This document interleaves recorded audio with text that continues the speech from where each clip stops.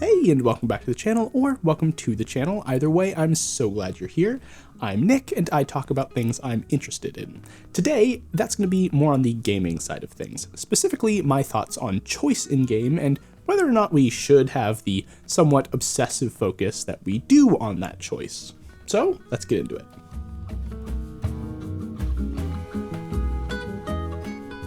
To start, I want to give you a good idea of where I'm coming from. I love games that give you freedom and the ability to shape the world and outcome of the narrative. I grew up on Fallout, Skyrim, and the like, and that is where I cut my teeth on gaming, so I certainly have a personal bias towards the invocation of a player's choice in a game. That being said, I think it's a generally good practice to challenge your own beliefs from time to time, and as I've played more and more games for this channel and my own personal enjoyment, I've come to question the importance of choice in games and whether or not it's really all that necessary. But we'll start with the good. Why do we like choice in our games in the first place?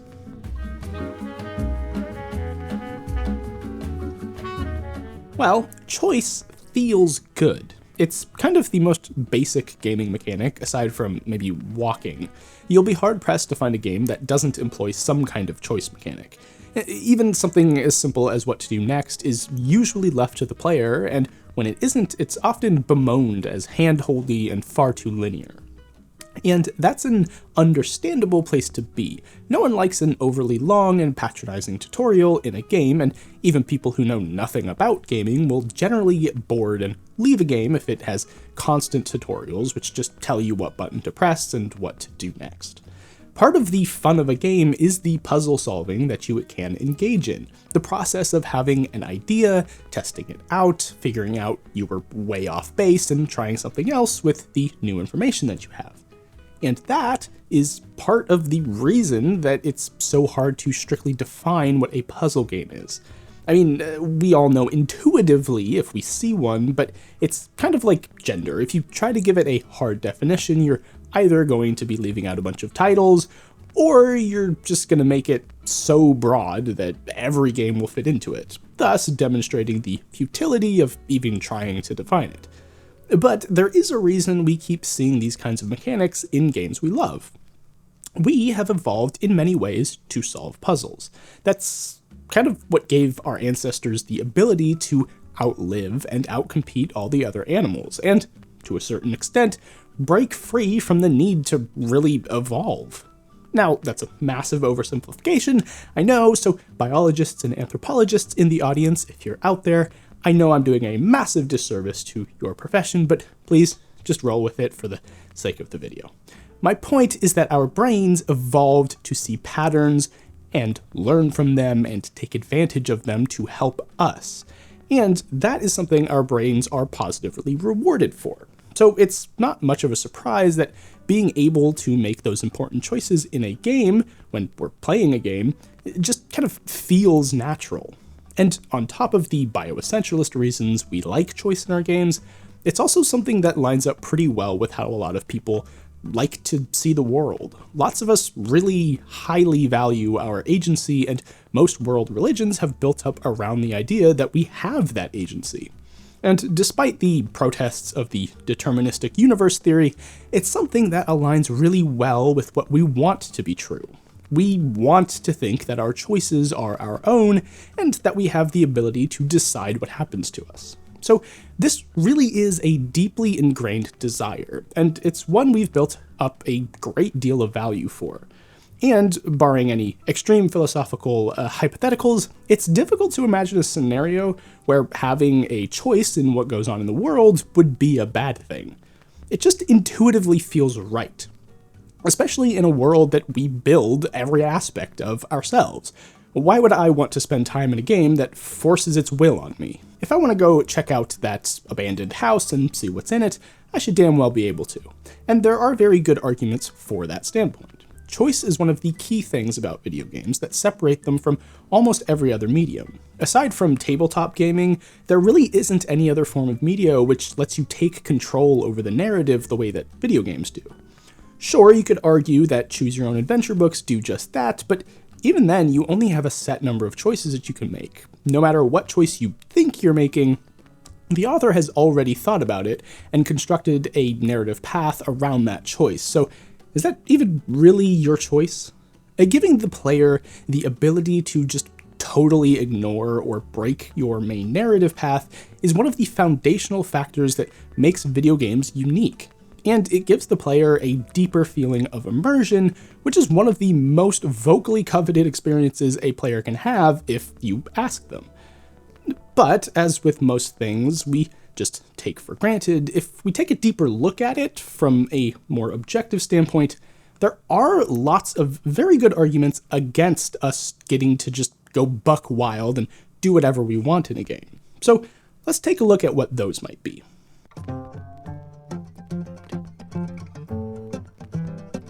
As we've just established, we love feeling like we have agency in our games.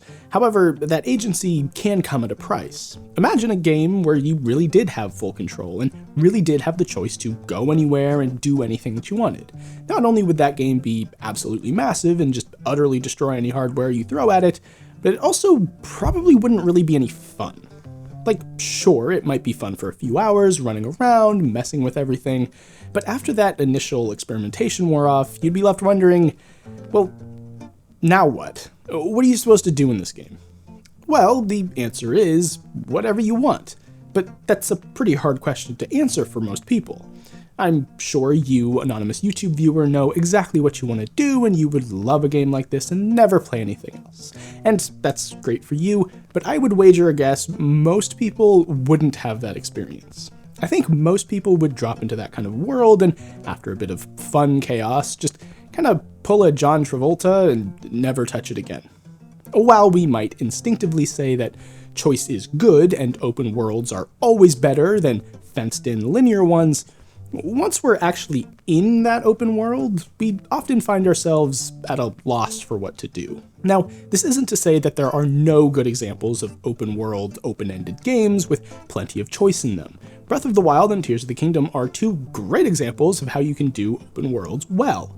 But there is a reason we're seeing a shift away from only open world games and back a bit towards more curated experiences. Back when I was just getting into games, we were pretty technically limited, so most games, even if they would have benefited from an open world, just couldn't really implement that.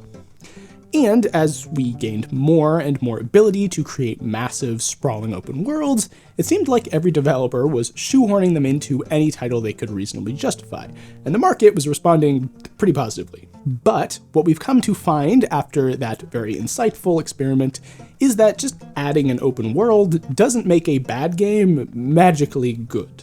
If your players aren't compelled to spend time in your game, adding an open world won't fix that problem. And I'm using open worlds here as a bit of a stand-in for choice. It's not directly comparable because there are lots of ways you can implement choice in your game, but I think most people have come to associate open worlds with choice and immersion. But again, if you're just given unchecked and unrestricted choice in the game, you're pretty quickly going to find yourself without any kind of purpose or drive to keep playing the game. And I think Minecraft is a pretty good example of this. Sure, you are basically just plopped into a functionally infinite game world and given zero direction or motivation as to what to do aside from not die, but you also aren't given full reign over the game. You're constrained by what materials you have at that point, your knowledge of how to build in the game, and your understanding of the world and where all the different resources are, as well as how to get them. Most people drop into Minecraft and start finding their own purpose and drive. But that doesn't come out of nowhere. It's guided by those restrictions. Whereas if you take someone and just drop them into a world with creative mode on, they'll probably zip around for about an hour and then get bored and leave because there's really nothing to drive them. They can just do whatever they want. And at that point, why are they even here?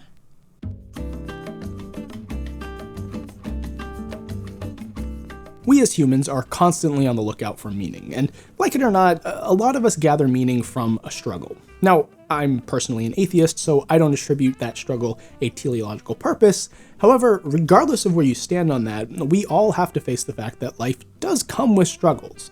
And for many, many people, overcoming those struggles is incredibly rewarding and often considered highly commendable.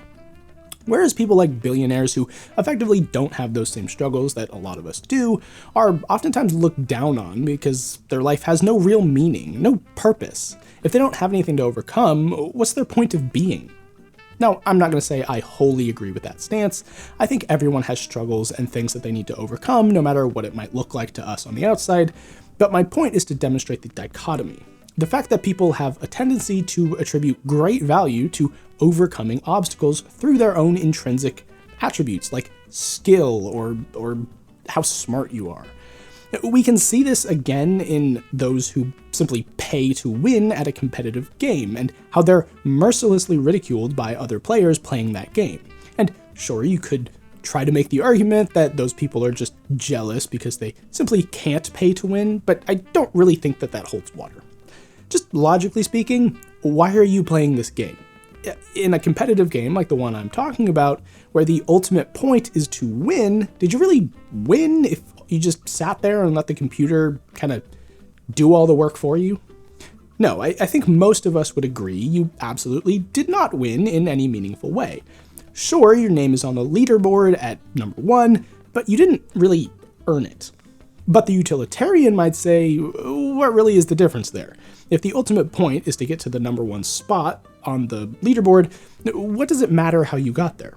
Well, fundamentally, it doesn't. But we all see a win like that as meaning far less, if anything at all, when compared to actually overcoming the challenge that is learning to play a competitive game at an incredibly high level.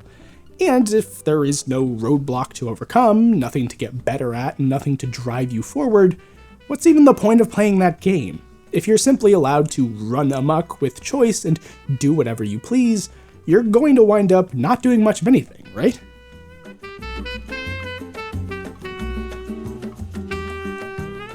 Now, as unsatisfying of an answer as this might be, it's true. As with pretty much everything in life, the answer is somewhere in the middle. Should you have complete and unchecked free choice in a game? No. But you also shouldn't have zero choice. Choice and autonomy is something that gives a lot of people a real feeling of meaning and motivation. And as with any tool in the creation of a video game, it can be used poorly, but it can also be used well, and when it is, it can add a great deal of significance to a game. But my point with this video is that choice in a game doesn't make it good. Baldur's Gate 3 isn't an amazing game because of the choice that you get. It's an amazing game for a multitude of reasons, all of which interact with each other in exceedingly complex ways. To simply say that you can pin a game's greatness on one single aspect like choice is the entirely wrong way to look at it. The choices you make in a game like that don't matter if you don't care about your character, and party, and the story, and the world that you're playing in. It's an issue I hear a lot of D&D DMs run into when they start a new game with new player characters. If your players don't care about the game, no amount of choice can make them care. Even in a game like D&D, where the choices quite literally are infinite, if you don't care about the quest you're on, and you and your character have no reason to be invested, it won't be a good campaign. I think the best way that I've heard D&D described is that it's play pretend but with rules. And on the surface, your knee-jerk reaction is probably to say, well, that sounds super lame. Why can't I just say my character dodges an attack and flies away on their magic mouse friend into the sunset? And that's a fair and pretty universal reaction to have, but when you actually play or watch other people play, you see that the rules don't hinder the fun. The guiding hand of chance and stats are not really counter to the fun of playing pretend, but instead they augment it and allow it to have actual real stakes. If you went into a fight with a dragon and could just do whatever you wanted to fight it, of course you would win, and in that scenario, what even is the point of going through the motions? Just say, I beat the dragon and leave. But at the same time, if you don't have choice, whether or not to go and fight the dragon, or what spells to use, or what attacks to try, that would be equally boring. You might as well just read a book at that point. Of course, the answer is to find a balance between the two, and it really depends on what kind of game you're looking to play. Maybe your game doesn't really need much choice outside of the character's movement within the level. Or maybe it does, and you want your player to be able to control where the narrative goes. The unsatisfying answer, unfortunately, is it depends. But for me personally, I see a lot of people pile on a game, specifically RPGs, when they don't have as much choice as the player wanted. I got a lot of comments pointing this out in my video on Avowed. And, I mean, I can't fault them if they wanted more choice and didn't get it. I can't say that they're wrong for being disappointed. But in my opinion, just because it's an RPG doesn't mean you need ultimate choice over everything. And I think if you really had all that choice in games that people say that they want that amount of choice in, those games would be a lot less fun. And maybe this is just more of a personal preference, but I personally hate the feeling of playing a game that I know I'm not going to be able to have the time to play through again, and coming to an important decision and knowing that I'll never know what's at the other end of that dialogue option. And I personally have found that I resonate far more with stories with a clear narrative which are able to clearly plot out their ideas and finely tune their message than I do with games that could go in any direction. There's just something about the latter which just feels a bit soulless, like the creators have no real opinion, no message for the player. And again, maybe that's just me, I don't know. But I hope I've successfully articulated to you why I feel the way I do about choice in games. But I also want to make sure that you know that I don't by any means think that I'm right about this. As the title of this chapter says, it depends. And it really does. So much about gaming is based on preference, and I can't sit here and tell you that you're wrong for wanting what you want out of your games. But then it also follows that people who don't want that same thing aren't wrong either. In the end, it all just depends. But I hope you've enjoyed this video. If you did, make sure you leave a comment. I always love hearing what you guys have to say. And if you would like to support the channel, you can join with that little button down there. All the perks are the same, so just choose whatever option works best for your wallet, or don't. You just being here is more than I could ever ask for. But other than that, thank you so much for watching. Don't forget to like, subscribe, and ring the bell so you never miss a video. I hope I see you back again next week, and as always, happy gaming.